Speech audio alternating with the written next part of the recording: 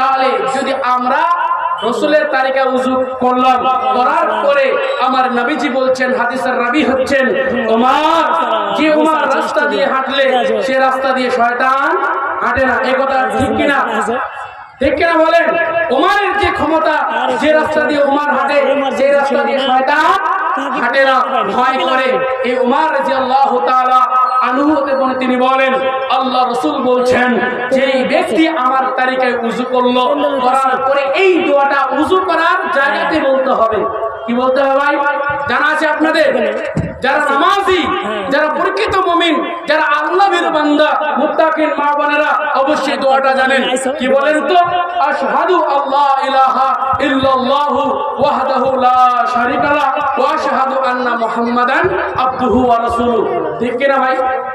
এই দোয়াটি পড়লে আমার নবীজি বলছেন, এই দোয়াটি যদি উযু করার পরে সুন্দর করে এবং উত্তম করে যদি উযু করে সেই বান্দা বান্দি, আমার নবীজি বলছেন এই দোয়াটা পড়লে সে বান্দা বান্দির জন্য জান্নাতের 8টি দরজা খোলা হয়ে যাবে এবং 8টি দরজাতে যে কোনো দরজাতে সে বান্দা বান্দি প্রবেশ করবে নিজের ইচ্ছা মতো ভাবে।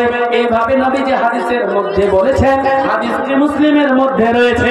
অন্য বর্ণনায় আরেকটি দোয়া বললেন, আল্লাহুম্মা জাআলনি মিনাত তাওয়াবিনা ওয়াজআলনি মিনাল মুতাত্তাহিরিন। হে আল্লাহ, তুমি আমাকে তওবাকারী এবং পবিত্রকারীর দলভুক্ত করে দেন। তিরমিজিতে হাদিসটা রয়েছে, আমার নবীজি বলছেন ওযু করার পরে এই দোয়াটা পড়লে আমি নেকি দেব। কি নেকি দেব? এই কথা রাসূলুল্লাহ সাল্লাল্লাহু আলাইহি ওয়াসাল্লাম বলে নাই, নেকি দেবেন। তারপর আরেকটি দোয়া আছে, আর একটি দোয়া আছে। দোয়াটা কি ভাই জানেন কি? 3টা উজুর দোয়া। সুবহানাকা আল্লাহুম্মা ওয়া বিহামদিকা আশহাদু আল্লা ইলাহা ইল্লাল্লাহ ওয়া আশহাদু আল্লা ইলাহা ইল্লা আনতা আস্তাগফিরুকা ওয়া আতুবু ইলাইক। এটা হচ্ছে মজলিসের দোয়া, এক কথায় শেষ বৈঠকের দোয়া।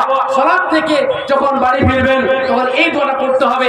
ওযু করে কমপ্লিট হলো, দোয়া পড়লেন, পরে এখান থেকে জায়গা থেকে পরিত্যাগ করবেন, এই দোয়াটা পড়তে হবে। এক কথায় মজলিসের দোয়া, এই দোয়াটা পড়তে হবে। তাহলে ওযুর কয়টা দোয়া ভাই? 3টি দোয়া। কয়টা দোয়া পেলাম? 3টা দোয়া পেলাম।